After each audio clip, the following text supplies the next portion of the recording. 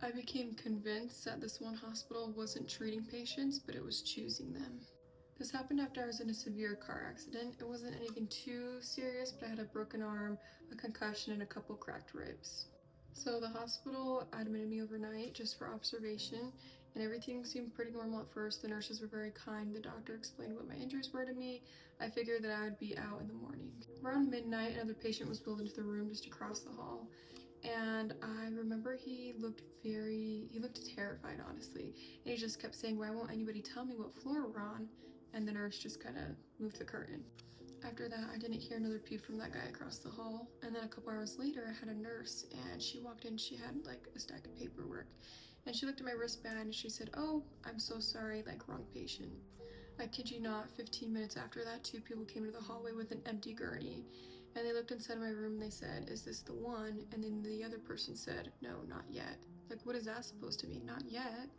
I don't know if I was just being delusional or what, but I feel like every conversation that I overheard after that felt like it was about me. Around 3 a.m., I couldn't sleep, and I actually went and peeked across the hall to see like if I could hear a patient in there. And I took a peek in, and nobody was in there. It was empty, and it looked like the bed was already stripped of the sheets. As I walked back to my room, I noticed that there was a patient chart left on a nurse's station, and so I looked at it, and I had my last name written on it. So of course I read more into it. It was about me. As I was looking at it, I noticed that it had like test results, and then it said donor candidate, and then it had several organs listed underneath that, and it had like empty boxes that you could check off. As I was looking at this paper, somebody snuck up behind me and they said, "That's not yours," in a very nice way. And I turned around and it was a doctor. I hadn't seen him before. He wasn't one of my doctors, and he grabbed my arm and he said, "Let's just get you back to your room. You know, you should probably rest." And so I went back into the room with him, and then as soon as he turned the corner, I got back up and I started to walk out of my room. I looked for the closest exit that I could. I pushed the door. I went down like probably 6 flights of stairs. I was in pain for sure, but I was so paranoid of what was going on in this hospital.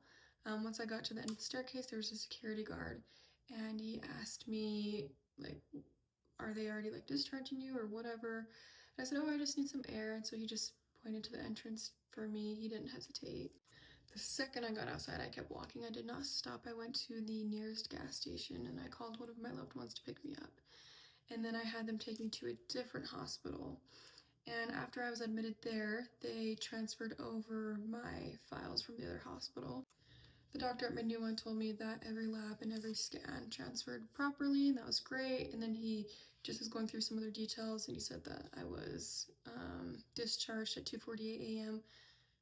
That's where it got me, because 2:48 a.m. I certainly had not been discharged yet, because that's probably when I was about to look at the nurse's station of the patient chart, so I was definitely still in the hospital.